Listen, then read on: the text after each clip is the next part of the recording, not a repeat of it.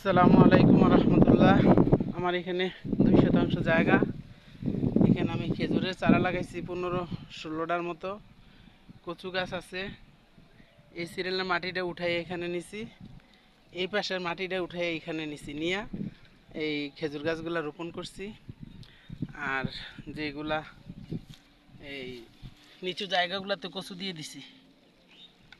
তারপর আবার এইখানে কলমি শাক আছে, এই যে কলমি শাক, এই যে পুঁই শাক আছে, এই যে আবার আজকে কলমি শাক লাগাইছি পরিষ্কার করে। এই যে পুঁই শাক, এই যে পুঁই শাক, এই যে পুঁই শাক। এখানে আবার খেজুরের চারা আছে, এদিক দিয়ে খেজুরের চারা আছে সিরিয়ালে। এই আছে কলমি শাক, এই হচ্ছে ডাটা।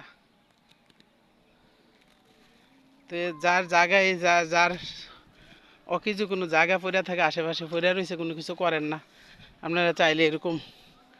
তারপর আবার কলাও আছে, আপনারা চাইলে এরকম এই 2 শতাংশ জায়গার মধ্যে কত কিছু দেখেন, নিজেরা খাইতে পারবেন, নিজেরা বাজার থেকে কিনা খাওয়া লাগবে না। এখন তরকারির যে দাম বাড়বে, সামনে বর্ষাকাল আসতেছে।